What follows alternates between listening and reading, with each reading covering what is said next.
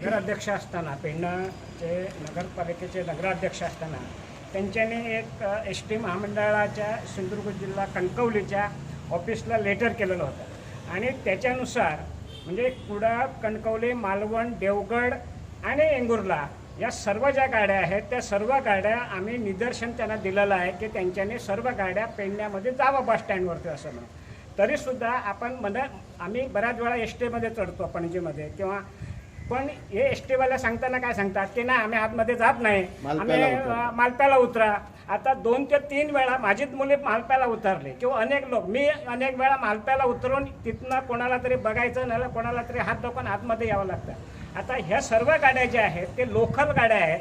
ते त्यांच्याने तुम्ही बांद्याच्या S T स्टँडवरती जातात, तो काही तालुका नाही, पण बांद्याच्या एस टी स्टँडवरती आमच्या कदंबा पण जातात, परंतु त्यांच्या मात्र बशी आतमध्ये यायला तयार नाही आणि सहज त्या उडवडीची उत्तरं देतात, नाही आम्ही जात नाही, ती परतात नाही, आणखी काय करत नाही. इथं जर का समजा गाड्या उभ्या कोणी करून ठेवतात तर इथले जे ॲड्रिओ इन्स्पेक्टर आहे त्यांच्याने हा रस्ता मोकळा असतो की नसतो, कुठं कोण गाड्या पार्किंग करून ठेवतात तर त्याच्यावरती ताबडतोब ह्या कारवाई करावी.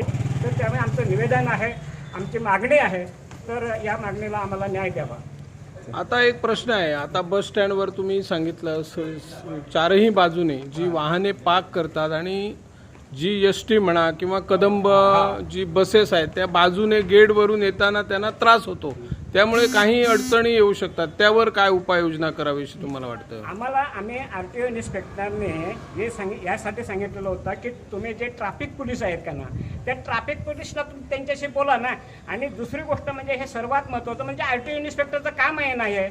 आरटीओ इन्स्पेक्टर ह्याच्यासाठीच आहे की जे ट्रान्सफर व्यवस्थित चालतं की नाही चालतं, ते कायदेशीर सर्व बाबी हाताळतात की नाही हाताळतात हे बघण्यासाठी आहे ना. मग जर तुम्ही करत नसाल, मग समजा एखादी गाडी कोण पार्क करतो, आणखी काय करतो, आता म्हापशाला तुम्ही गाडी पार्क करा, तुमच्या आडून गाड्याला ताबडतोब लॉक लावतात ना तिथं. म्हापशाच्या कुठंही तुम्ही पार्क करा, जरा उतराने गाडीतनं बाहेर चला, तुमच्या गाडीला ताबडतोब 2 मिनिटाच्या मध्ये लॉक लावलं.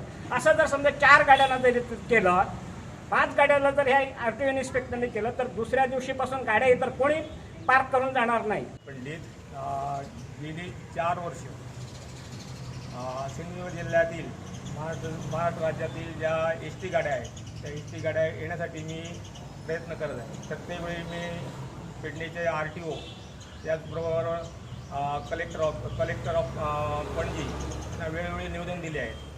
असं असतानाही ह्या ज्या गाड्या आहेत एस टी गाड्या ज्या आहेत सगळ्या सिंधुदुर्ग विभागातल्या ह्या एस टी गाड्या परस्पर हायवेने जातात.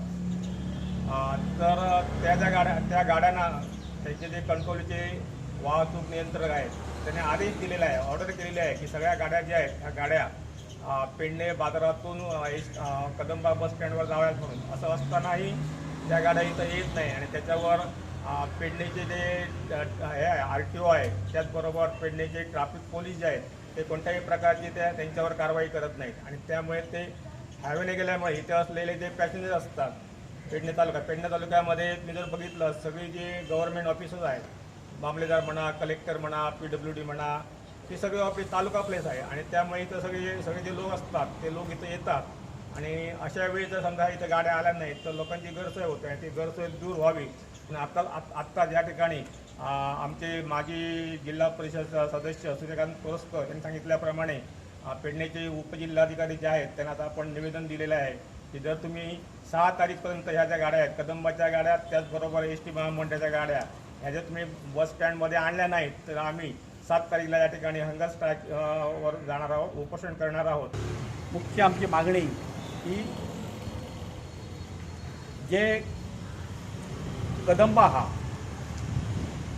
ते पणजेसून सुट्टा आणि ते डायरेक्ट बेळगांव म्हणा आणि खंय अशें ठिकाण वयता ते पेडणे हे जे व्हडलें बस स्टँड आहा त्या बस स्टँडार ते येना, ते भायले भायर वयता आणि ताका लागून आमच्या जे वस्ती असता लोकांक तांकां खूब त्रास जाता. हे कदंबाची एक जाली. त्याच्या उपरांत जे एस टी महामंडळाचे गाडयो आहा ते महामंडळाचे गाडयो सगळ्यो गाडयो भायले भायर सावंतवाडी वयता आणि ताका लागून आमकां खूबसो त्रास जाता आमच्या लोकांक.